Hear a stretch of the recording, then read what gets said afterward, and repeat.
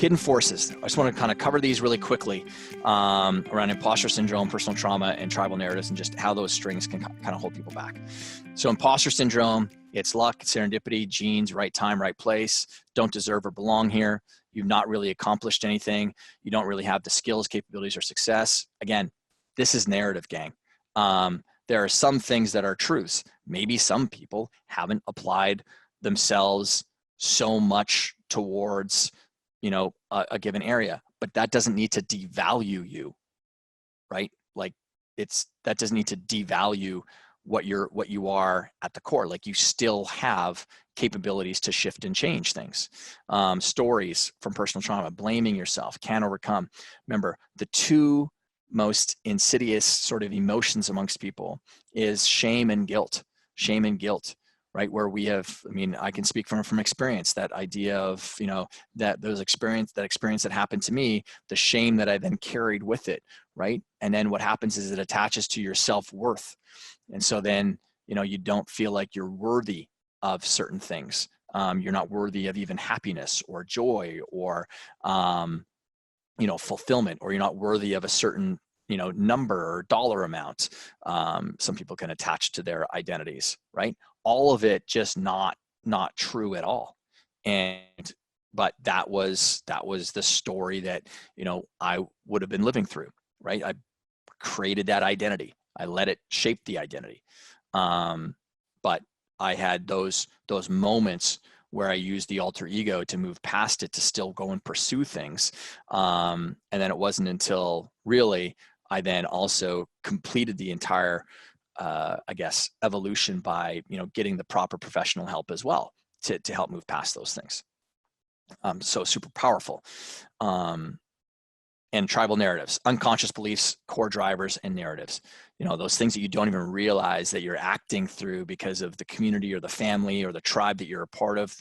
You know, how you act through the race that you identify with, and then because you say that you're this, is there anything that you're now adopting as an attitude, a belief, a value that actually holds you back?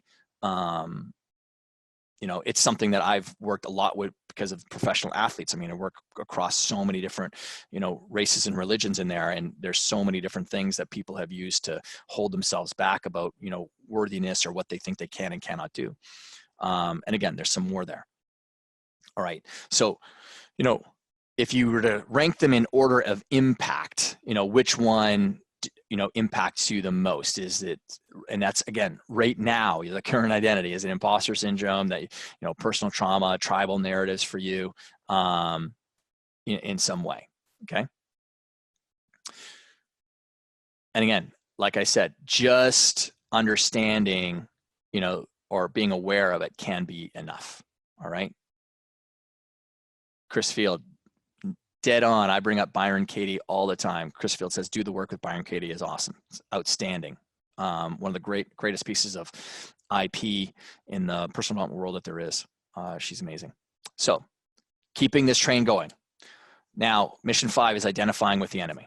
So what do you want to stop believing, stop thinking, stop valuing, stop projecting, stop judging, stop carrying the weight of some tribal narrative? Feel less of, think less of, worry less of, doubt less of. You know, we've included a ton of space in the workbook for you to document any of the answers that you might have. And then what you want to do is you want to update the section in your canvas with the details of what the enemy looks like and how the enemy, or the shadow, again, whatever the word works for you, keeps you trapped in the ordinary world. Is it because you're trying to be perfect? The enemy tries to get you to be perfect. Is it that the enemy likes to whisper, you know, your personal history in your ear and tell you that you're not, you know, worthy, or people are going to find you out, or your story is going to get out there? That was one of mine. That shame thing was a powerful way to, you know, trap me, kind of thing. So what about, will it be for you? So again, worksheet is in the workbook to fill that out. And then you take that and you put it onto the canvas, okay? And again, there's this one as well. Anything that you want to feel less of, think less of, worry less of. And again, that just goes on to the enemy part of the canvas. Again, because this creates that dual world of, hey, now I understand what you're trying to do to me here. But, you know, you're a funny guy or whatever, you know, watch this. Wonder Woman throws down the ground punch, or Incredible Hulk throws down the ground punch kind of thing, and sends that shockwave of disaster towards the enemy, and says, you know, just like Gandalf when he throws the staff into the ground when the Balrog is coming towards him, and he screams out, "You shall not pass." Like that's what, you know, when you can have that powerful emotional resonance, so that you can own the moment for yourself, so you take that action that you want. Now, we want to get to what I love. I love this section of, you know, it's time to name the enemy, you know, and naming the enemy creates a really compelling distinction between the two worlds that live inside of us, you know, the ordinary and the extraordinary, the shadow and the light. It allows your heroic self to talk back to the enemy that's trying to trap you. I talk in the book about, you know, when Rachel would, because she values fairness so much, and when she would start to let her foot off the gas when she was beating someone badly on the court, because she felt bad for the other person, because fairness is such a root value. But when she would notice it coming up, she would stop. She's like, listen, get to the sidelines. That is an extraordinarily valuable value out there, but not on my court. That's the heroic self in tennis talking. Like, I am here to own this spot, and I'm going to play nothing but full out, and whatever experience that person across the net wants to have, that's their experience, and I'm going to give it to them. Watch this, right? Because she's thinking that she doesn't want to make that other person feel bad because she's going to beat them so badly. And like I told her, you're dishonoring the opportunity of that other person truly getting a lens into how good or bad they really are by not showing up as your greatest self in that moment. Okay? If you end up beating that person badly, that might spur that person on to work harder just like you work. Okay? But that's not your job. Your job isn't to live that other person's life on the other side of the court. Your job is to bring that perfect or that heroic self to that moment. That's the duality that we can have with it. We can let it go to the sidelines. Go. So what's the problem that we have with the unseen and the unnamed? You know, the more something remains in the shadow, you know, in the dark, unseen and untouched, the scarier it becomes for people, right? You know, in the last section, we began to kind of shine the light on the enemy and its forces. Now I want you to drag it out from the shadows, because we've already been doing that, and we give it a name now. Form and substance is powerful, because giving something a name, you've now given it an identity. You've given it a form, a shape, and a structure. So giving something a name is super powerful. You know, so how do we choose a name? Well, we use a name that makes sense for your personality and possibly the field of play that you're on.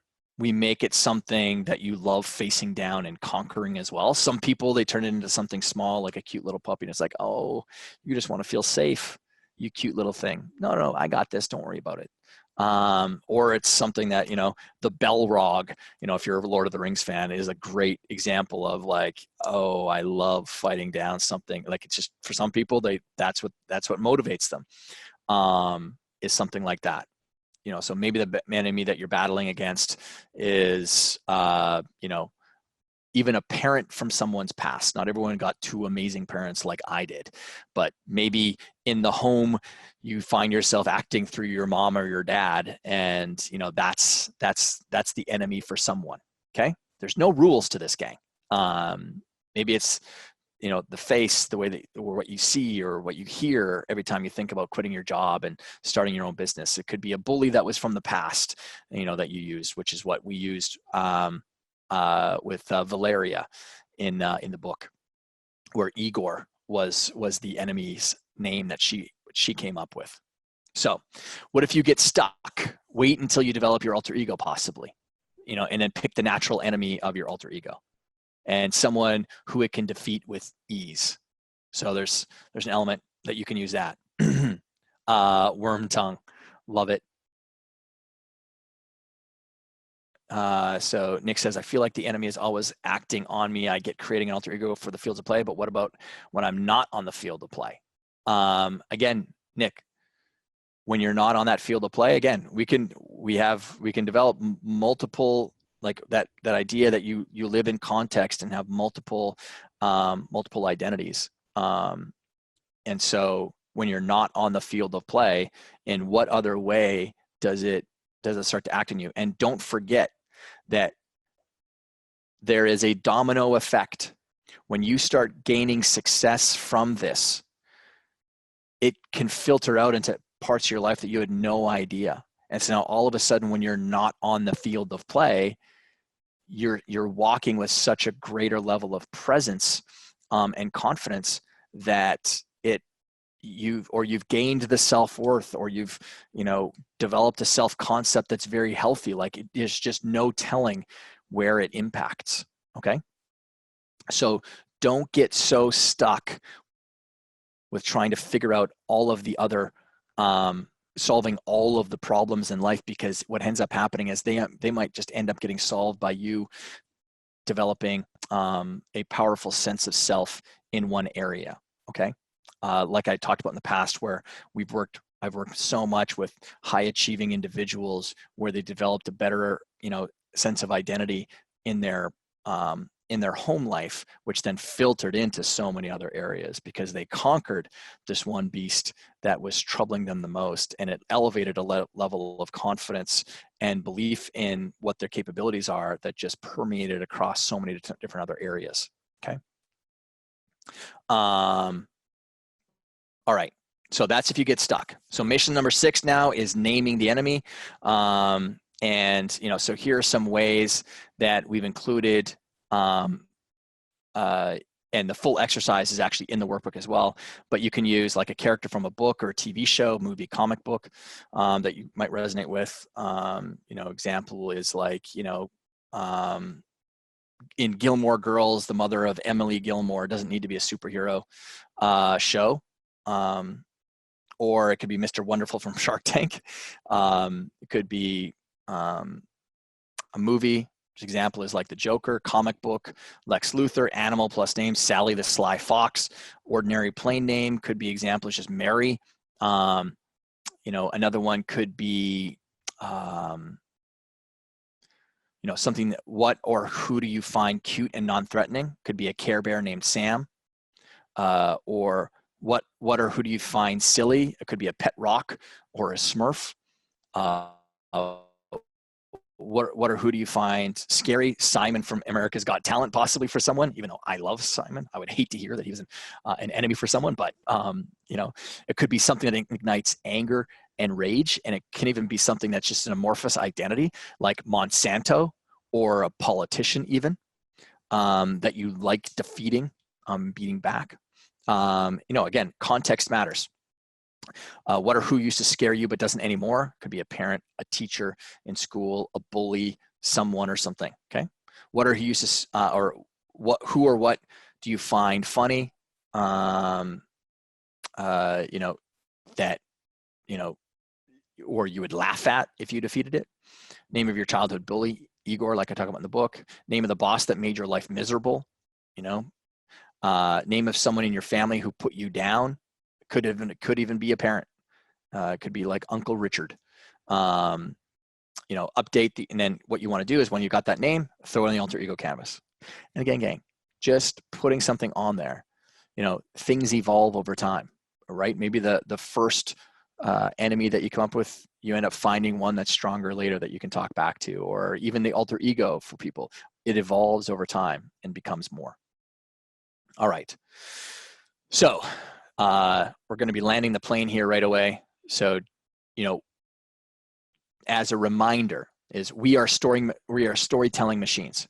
When you pay attention, you realize that you're a natural storytelling, meaning-making engine. Every day you're telling yourself a story in your head filled with a colorful kind of narrative about life. You're also listening to other people tell their personal stories, and you're sucking up the story after story from social media, possibly to television to print. And right now, whether you realize it or not, we all act through this story. Sometimes it's a story you've created over time, telling yourself, powerful things of why you can do things, sometimes why you can't, why you do things. You know, this is why I do it, or this is why I don't do it. We justify to ourselves why we should or why we shouldn't do things. What, you know, how we show up in a particular way on the many fields of play of our life is very much determined by that story that we have. And other times they are potent narratives built into the world that you live in as well. They're often ideas that we've unconsciously adopted from any of the core drivers layer, which could be family, religion, country. I've unpacked it in the past. And occasionally we end up becoming a slave to the story we didn't even realize that we accepted. So maybe the story that you're telling yourself is that you get anxious and nervous on stage or when you have to present to a group of people, okay? The story you're telling yourself is that good speakers don't get anxious and nervous on stage, when the truth is that speakers like Warren Buffett, Gandhi, Abraham Lincoln, all suffered from and conquered stage fright and went on to become amazing and eloquent speakers. So if that's the case, do you think you'll put yourself in situations where you need to present or speak on stage? For most people, it's a no. They'll actually walk away from it. So an alter ego, though, can help bypass that story. Like I said before about those glasses, it took the, you know, it was like the shield to the sensitive self. And so the alter ego can go out there and it bypasses that narrative. Because you're now associating, I said this at the very beginning, what we associate ourselves with is what we act through. So if I associate with an identity using an alter ego that loves to get on stage, passionately shares the ideas with the people with powerful story, then that's what I'll be acting to. That's also why I was trying to get everybody to do that bonus quest around, you know, activating that superhero by shooting the video. Because for the people who did, there was an insight that happened around just how powerful just the idea of showing up as someone and something else can shift the way that we present and get a message across to people. So, you know, story plus emotions plus actions ends up creating, you know, that self-fulfilling prophecy for people. And what we're attempting to do with all this is to create a powerful story, which brings out a powerful set of attitudes and emotions, which then infuses the action that you take, which then the likelihood of you getting the result that you want is increased highly. So for this final kind of mission here, you know, again, like I said, not every single one of the pieces of workbook needs to get answered here.